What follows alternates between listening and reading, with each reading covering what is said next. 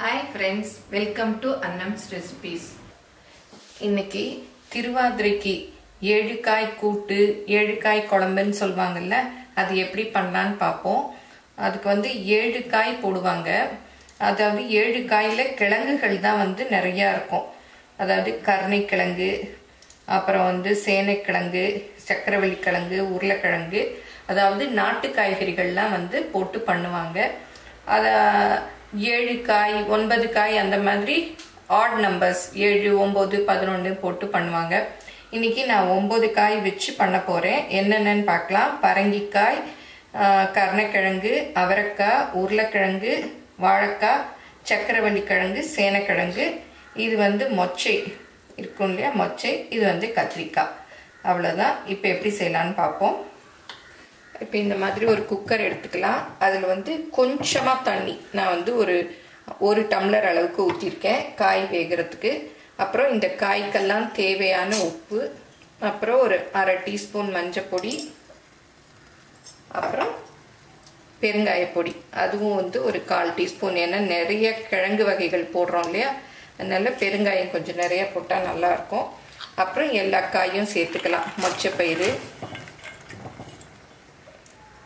கத்திரிக்காய் நான் கருத்து போயிருன்னு சொல்லிட்டு இதை தண்ணிக்குள்ள நறுக்கி வச்சிருக்கேன்.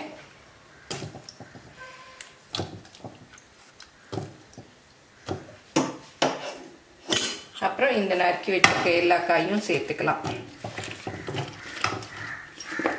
இதை சும்மா பாத்திரத்துல கூட நீங்க வேக விட்டு செய்யறதுன்னா செய்யலாம். குக்கர்ல விட்டீங்கன்னா ஒரு விசில் விட்டா போதும். அதுக்கு மேல விட்டீங்கன்னா காய் ரொம்ப குழஞ்சு போயிடும். இப்போ இதை நல்லா மிக்ஸ் பண்ணி விட்டுறணும். நம்ம ஒரு காய் கொஞ்சம் கொஞ்சமாக காய்கள் போட்டாலும் இந்த குழம்பு நிறைய வந்துடும். இதை 2 நாளைக்கு வச்சு சாப்பிடலாம். ரொம்ப டேஸ்டாக இருக்கும். இப்போ ரொம்ப தண்ணி ஊற்றிடாதீங்க. காய் வெந்த பிறகும் தண்ணி வரும். நம்ம வேணா இன்னும் புளி ஊற்றணும், ஒரு மசாலா அரைச்சி ஊற்றணும். அதனால காய் கொஞ்சமாக வச்சு ஒரு விசில் விட்டு வேக விடுங்க. ரொம்ப விசில் விட்டால் காயெல்லாம் குழஞ்சு போயிடும். இப்போ குக்கரை மூடி ஒரு விசில் வேக விட்டுறலாம். இப்போ மசாலா அரைக்கணும் இல்லையா, அதுக்கு கொஞ்சமாக எண்ணெய் ஊற்றிக்கலாம். இந்த அளவு போதும். இதில் 4 ஸ்பூன் மல்லி, 1 2 3 4, அப்புறம் 3 ஸ்பூன் கடலைப்பருப்பு, அப்புறம் 1/4 டீஸ்பூன் மிளகு, 1/4 டீஸ்பூனுக்கு கொஞ்சம் குறைச்சி வெந்தயம்,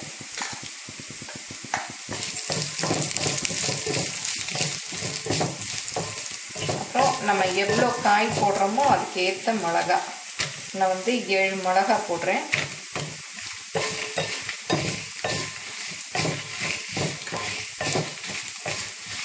இது கொஞ்சம் நல்லா வாசம் வர்ற வரையும் வறுத்துக்கலாம். இப்போ நல்லா பொரிஞ்சிருச்சு. கொஞ்சம் தேங்காய் போட்டுக்கலாம். ஒரு 4 டேபிள் ஸ்பூன்.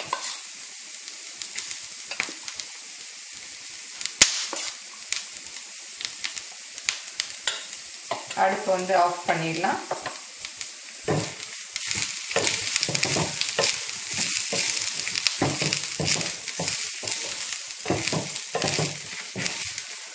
இது ஆறினதும் நல்லா மிக்சியில் பேஸ்ட்டாக அரைச்சிக்கலாம். இப்போ ப்ரெஷர் எல்லாம் நல்லா போயிடுச்சு. திறந்து பார்க்கலாம். காயெல்லாம் நல்லா வெந்துருச்சு. பாருங்க, நல்லா குழஞ்சிருச்சு.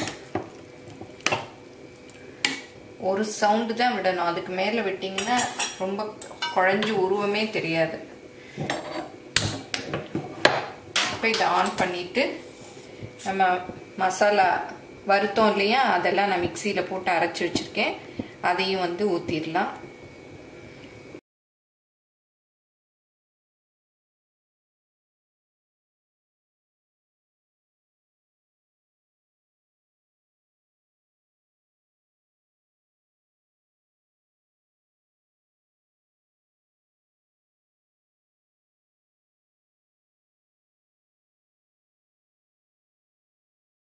இப்போ அரைச்ச விழுதை போட்டாச்சு. அந்த மிக்சியும் நல்லா கழுவிட்டு அதையும் தண்ணியை ஊற்றிடலாம்.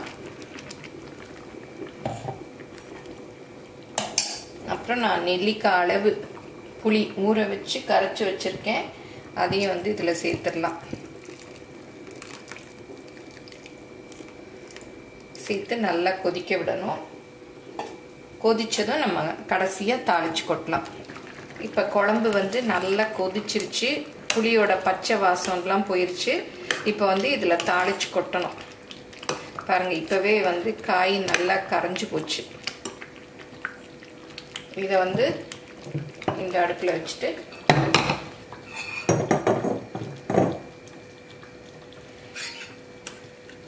இதில் நல்லெண்ணெய் ஒரு 3 டீஸ்பூன் அளவு ஊற்றிக்கணும்.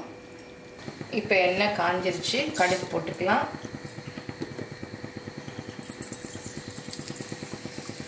அப்புறம் கொஞ்சம் பெருங்காயம் முதலையும் கொஞ்சம் போட்டுக்கோம். இப்போ கொஞ்சமாக கொஞ்சம் போட்டுக்கலாம்.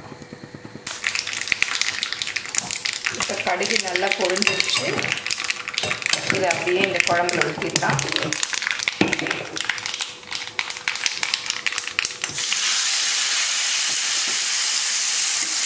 கொஞ்சமாக கருவேப்பிலை, ஏன்னா அந்த எண்ணெயிலே போட்டுட்டா ரொம்ப சடச்சடன்னு வெடிச்சிரும். கொஞ்சம் இப்போ வந்து இப்படி வதக்கிட்டு போட்டுக்கலாம்.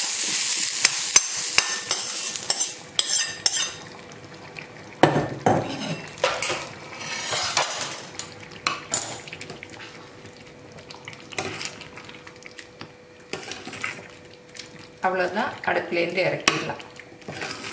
இப்போ ஏழுக்காய் குழம்பு ரெடி ஆயிடுச்சு. சேந்தன்கிற சிவபக்தன் வந்து தன்னிட்ட இருந்த மிச்சம் மீதி இருந்த காய்களை வச்சு சிவனுக்கு இந்த மாதிரி குழம்பு வச்சு அப்புறம் அரிசியும் வெல்லத்தையும் வச்சு களி கிண்டி கொடுத்ததா அவருக்கு உணவாக கொடுத்தாராம். அதை பின்பற்றி தான் நாமளும் வழிபடியாக திருவாதிரை அன்னைக்கு இந்த ஏழுக்காய் குழம்பும் திருவாதிரை களியும் பண்ணிகிட்ருக்கோம். இதை எல்லாரும் செஞ்சு பாருங்கள். எப்படி இருந்ததுன்னு உங்கள் கமெண்ட்ஸை சொல்லுங்கள். தேங்க்யூ.